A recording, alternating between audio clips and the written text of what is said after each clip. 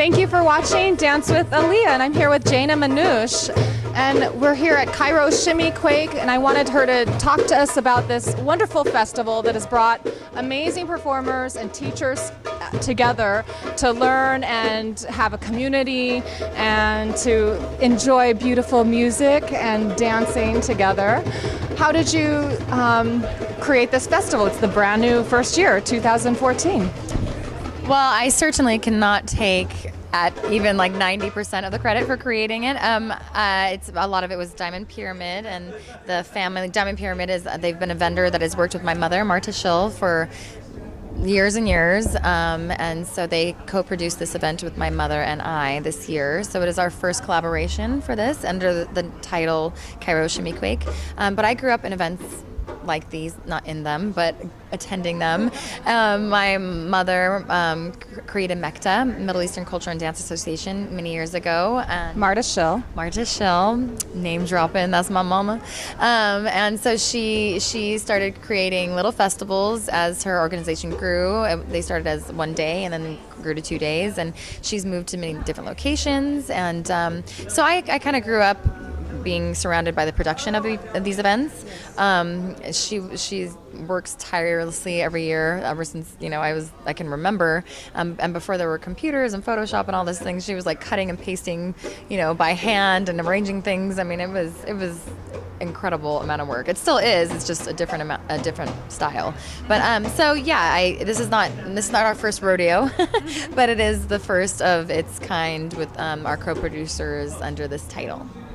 I don't know if that answers your question. Yes, absolutely. So now Cairo Carnival is no longer, right, and MECTA is no longer. Right. So this is very historical, and even your mother, who used to be very involved in MECTA, wasn't as involved with it or for quite a few years. Right. No, she co-founded it and ran it for many years and was very involved in it. And then I'm really bad with dates and things, but I believe it was maybe 5-6 years ago she was no longer involved anymore. Okay. Yeah. Yeah, and so now she's back revitalized. Maybe some of your passion for dance has helped her, that you guys can do something together. She's always had so much passion. I think just this opportunity, the way it all came together, it was kind of just one of those things that goes for full circle, and it was out of her hands, the whole festival, for a few years, and it was time to be in her hands again. And I'm so grateful that opportunity presented itself and that she took it. And I don't think I'm the only one. I've seen so many people approach her and just show their gratitude, and it's because she doesn't do this for money. She never has, probably never will. It's all because of her love for the community and for the art form, for the music, for the dancing, the culture. It's just her passion, and she, I see her. I can't even get her to eat today. She won't eat. The woman's about to pass out because she's looking up names, and it's her livelihood, and I'm really, really grateful. Aside from the fact that she doesn't eat or sleep, the months leading to it, I'm just grateful to see her so passionate and alive again. But yeah. And we all benefit. Even you can come from other countries, as people do, to visit here and to perform and to take the workshops from the amazing teachers. The type of workshops that we have are dance and drumming. What other workshops? We had a makeup workshop with Davila, who's an incredible makeup artist. She does film and TV movies.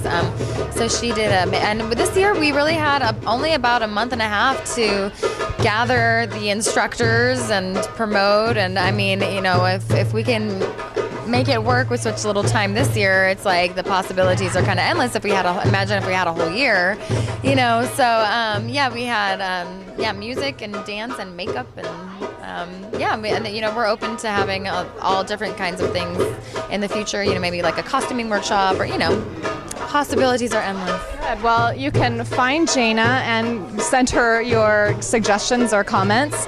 And certainly my comment is that I loved Cami Little's workshop yesterday, and Pleasant and Isam's workshop, Princess Farhana and Isam's workshop today. and it's just wonderful to see. Actually, we went to the after party last night as well. It was amazing. So just some beautiful legends from Southern California, Los Angeles area belly dance were able to perform, and we got to bask in their glory, and some live musicians as well at Donovan's studio at Cot. So yeah. And that's another thing also, is that we really wanted to sort of, that's what we're calling it, ShimmyQuake, because you know, we're so blessed to have so many incredible instructors in the LA area. So we kind of wanted to make it, you know, the earthquake, the Southern California event, you know, because we do have so much happening here. And sometimes within LA, it's so spread out. There's so many things to do that people can kind of be all over the place. But that's why this community is so great, because we all pull together. And this event almost didn't happen, but everybody kind of stuck it out and made it happen. And so, you know, that's the beauty of the whole dance community. And I think Los Angeles is a very special place where we have a lot of talent and knowledge. And I think sometimes we take it for granted. So to get it all together in one place, you know, kind of slaps you in the face and you're like, oh my God, there's so much, you know, yeah. Well, thank you again for co-creating and continuing along this tradition. Of course, yeah. I really look forward to the years to come. Okay, see you next year.